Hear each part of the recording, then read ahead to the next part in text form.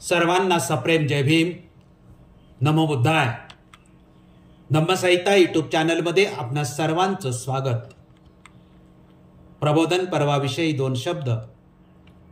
Doctor Babasaheb Ambedkar लिखित the Buddha and his धम्मा या ग्रंथाचे प्रबोधन पर्व सुरू आहे. डॉक्टर आंबेडकर पुनरुज्जीवित धम्माच्या विकासासाठी धम्मसंहिता या शीर्षका अंतर्गत बौद्ध आचारसंहिता निर्माण करण्यासाठी आम्ही गेली 40 वर्ष निरंतर कार्यरत आहोत. बौद्ध अनुयायांनी या कार्याला सहकार्य करावे ही विनंती करून आजच्या विषयाला प्रारंभ करतो. आजच्या 26व्या भागाचा विषय सेवक छन्ना परतला हा आहे. या विषयाचे स्पष्टीकरण असे की द बुद्धा अँड हिज धम्मा या ग्रंथाच्या पहिल्या खंडाच्या पहिल्या भागातील हे 20वे प्रकरण सेवक छन्ना परतला या शीर्षकाचे आहे. बाबासाहेबांनी या प्रकरणाची माहिती एकूण 11 आकड्यात दिली आहे.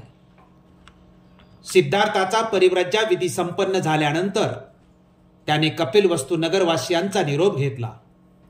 सिद्धार्थाचा सेवक छन्ना मात्र नगरवासियाबरोबर सिद्धार्थाने विनंती करूनही परत गेला नाही. तो कंटक घोड्यासोबत सिद्धार्थाबरोबर अनोबा नदीपर्यंत जबरदस्तीने गेला. शेवटी अनोबा नदीवर मात्र सिद्धार्थाने छन्नाचा निरोप घेतला. छन्ना अतिशय दुःखी अंतकरणाने कंटक घोड्यासह कपिलवस्तू नगरीला परत येण्यासाठी निघाला.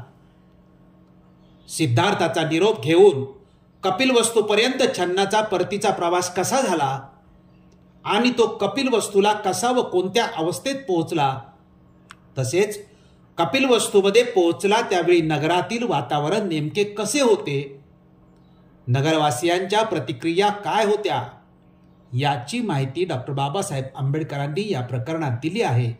ती माहिती आणि तिचे स्पष्टीकरण या भागात आपण करणार आहोत.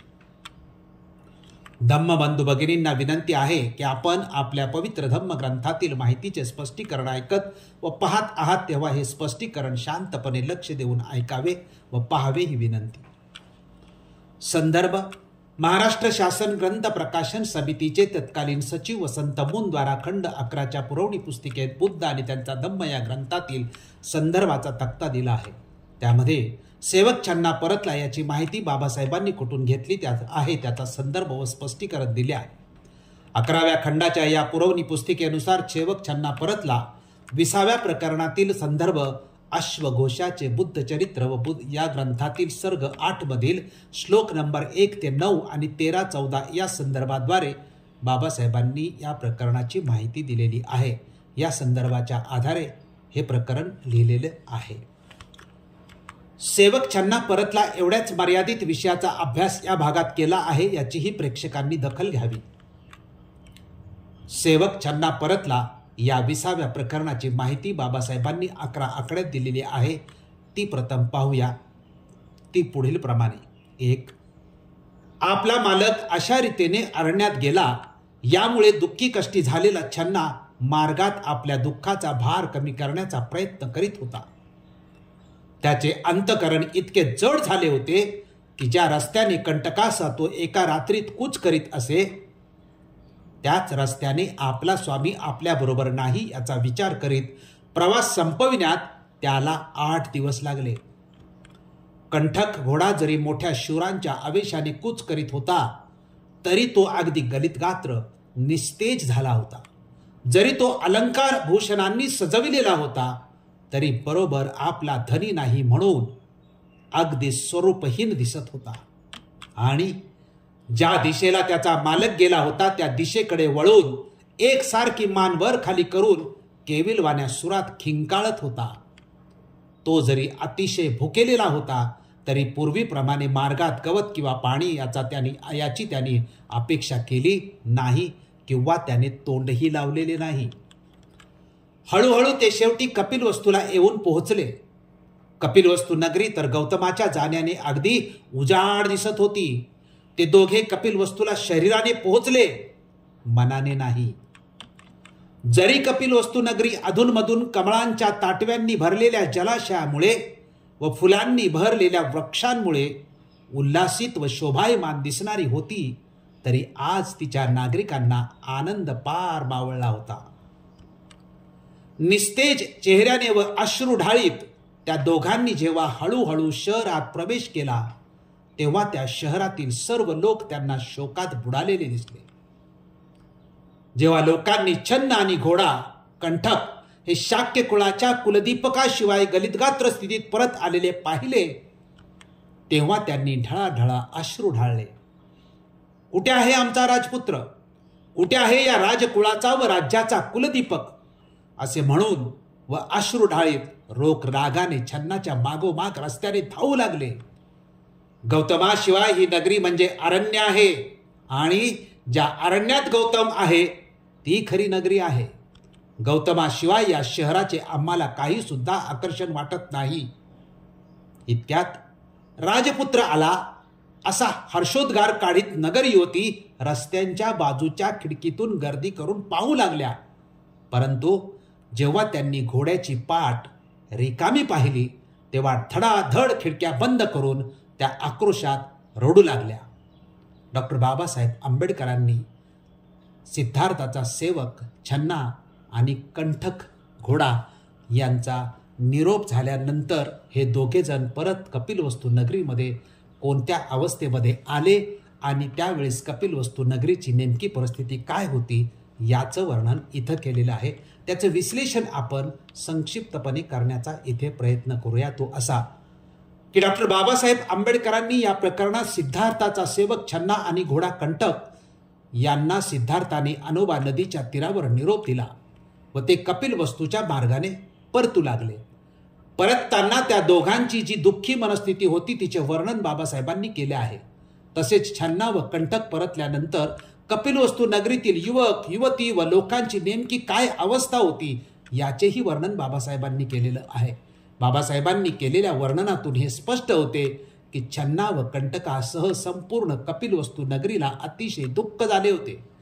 कपिलवस्तूमधील लोक अश्रू ढाळीत होते, आक्रोश करीत होते. या प्रसंगाच्या वर्णनावरून हे स्पष्ट होते की सिद्धार्थाने जो गृहत्याग केला होता तो त्याचे कुटुंबीय व कपिलवस्तू नगरातील लोकांच्या साक्षीने परिव्रज्या घेऊन गृहत्याग केला होता. सिद्धार्थाने रात्रीचा गृहत्याग केला होता असे सांगितले जाते ते सत्य नाही हे या प्रसंगावरून स्पष्ट होते. छन्ना व कंटक यांना अनोबा नदीच्या तीरावर निरोप देऊन कपिलवस्तू नगरी व राज्याच्या सीमा ओलांडून सिद्धार्थ दुसऱ्या राज्यात गेला. म्हणजे सिद्धार्थाने शाक्य संघाला जे वचन दिले होते ते पूर्ण केले. हे वचन पूर्ण करण्यासाठी त्याने यशस्वीपणे सर्व अडथळे दूर केले. भावनेपेक्षा त्याने कर्तव्याला श्रेष्ठ मानले. या सर्व प्रसंगातून बौद्ध अनुयायांना हा संदेश मिळाला पाहिजे किंवा त्यांनी तो घेतला पाहिजे की ज्याप्रमाणे सिद्धार्थाने शाक्य संघाला दिलेले वचन पूर्ण केले त्याप्रमाणे प्रत्येक बौद्ध अनुयायांनी आपल्या बुद्ध विहार समितीद्वारा जे काम दिले असेल ते पूर्ण केले पाहिजे. आता आपण स्पष्टीकरणचे मुद्दे पाहूया. डॉक्टर बाबासाहेब आंबेडकरांनी 11 आकड्यात दिलेल्या माहितीतून स्पष्टीकरणासाठी 4 मुद्दे निर्माण होतात. ते म्हणजे 1. छन्नाचे दुःख, कंठका घोड्याचे दुःख, 3. शोकात बुडालेली कपिलवस्तू नगरी आणि 4. कंठक व छन्ना परत आल्याचे पाहून लोकांची अवस्था व आक्रोश. या मुद्द्यांचे थोडक्यात स्पष्टीकरण करूया. स्पष्टीकरणाचा पहिला मुद्दा छन्नाचे दुःख हा आहे. याचे स्पष्टीकरण असे की सिद्धार्थाचा निरोप घेऊन छन्ना ज्यावेळेस परतीचा प्रवास करू लागला होता तेव्हा तो अतिशय दुःखी झाला होता. त्याची या दुःखाने अशी अवस्था झाली होती की त्याला स्वतःला सावरणं अवघड जाऊ लागले होते. तो स्वतःला सावरत दुःखाचा भार कमी करण्याचा प्रयत्न करीत होता, परंतु त्याचे अंतःकरण इतके जड झाले होते की त्याच्या दुःखाचा भार कमी होतच नव्हता. ज्या रस्त्याचा प्रवास 1 दिवसाचा होता त्या रस्त्याचा प्रवास पूर्ण करण्यासाठी छन्ना व कंटकाला 8 दिवस लागले. यावरून त्यांच्या दुःखाची तीव्रता लक्षात येते. बौद्ध अनुयायांना यातून एकच संदेश घेता येतो तो म्हणजे की स्वामी भक्ती असावी तर ती छन्नासारखी. स्पष्टीकरणाचा दुसरा मुद्दा कंठक घोड्याचे दुःख हा आहे. याचे स्पष्टीकरण असे की प्राणी अतिशय प्रामाणिक असतात अशी प्रचिती मनुष्याला वेळोवेळी येते. याची अनेक उदाहरणे सुद्धा देता येते. तसाच सिद्धार्थाचा घोडा कंठक होता. सिद्धार्थाने परिव्रज्या घेतली. सिद्धार्थ आता आपल्याला सोडून गेला आहे. सिद्धार्थ आता आपल्याबरोबर नाही. याचे कंटकाला अतिशय दुःख झाले होते असे बाबासाहेब लिहितात. कंटकाला अलंकाराने सजवलेला होता तरी तो गलितगात्र व निस्तेज झाला होता. आपला धनी बरोबर नाही या दुःखाने तो स्वरूपहीन दिसत होता.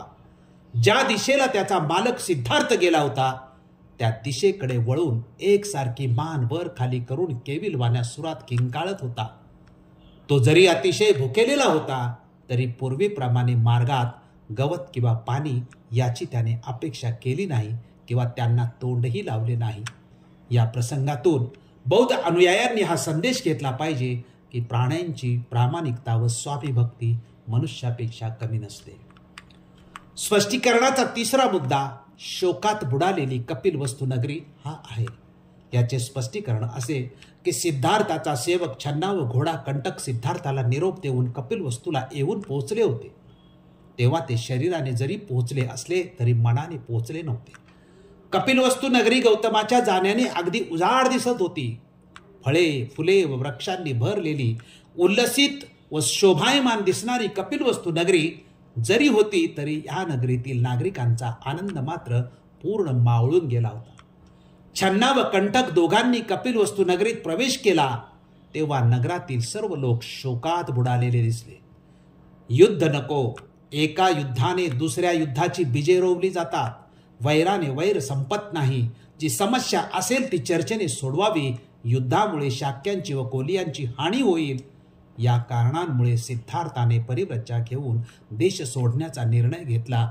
तो लोकांना अतिशय भावपूर्ण वाटला. बौद्ध अनुयायांना बुद्धाने संदेश दिला आहे की वैराने वैर शमत नाही.